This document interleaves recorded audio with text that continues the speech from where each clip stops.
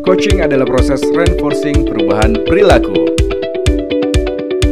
Coaching sudah semakin dikenal dan diakui dalam bidang pengembangan sumber daya manusia. Dengan semakin pesat perkembangannya, keahlian coaching menjadi sebuah profesi yang menarik dan menjanjikan.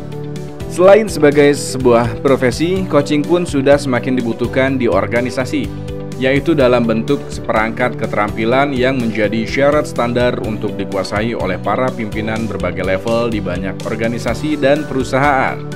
Apakah coaching hanya sebagai profesi dan salah satu kompetensi level pimpinan? Ternyata tidak. Sekarang ini sudah mulai banyak yang menyadari bahwa berbagai keterampilan coaching sebenarnya bisa dan bahkan perlu untuk diterapkan dalam konteks pekerjaan dan dalam kehidupan yang lebih luas. Bahkan coaching pun bisa dipakai di berbagai percakapan sehari-hari. Inilah yang menarik dari coaching.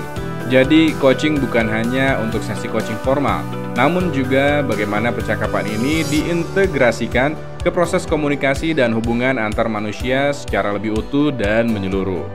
Artinya, a coach-like conversation akan semakin mungkin dilakukan di percakapan dalam konteks apapun.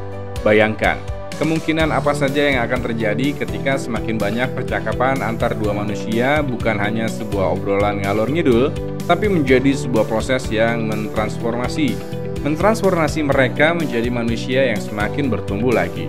Jadi ibarat kata kompetensi, coaching mampu dijadikan faktor penguat atau reinforcing factor.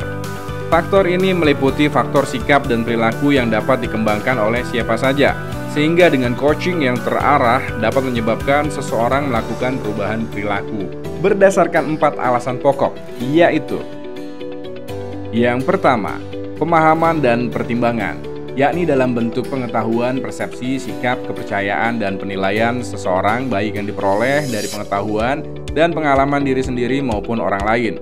Yang kedua, kepercayaan. Seseorang menerima kepercayaan itu berdasarkan keyakinan dan tanpa adanya pembuktian terlebih dahulu, sehingga menunjukkan niatan untuk mengedepankan sikap positif. Yang ketiga, nilai atau value. Di dalam suatu masyarakat apapun, selalu berlaku nilai-nilai yang menjadi pegangan setiap orang dalam menyelenggarakan hidup bermasyarakat. Yang keempat, kebiasaan.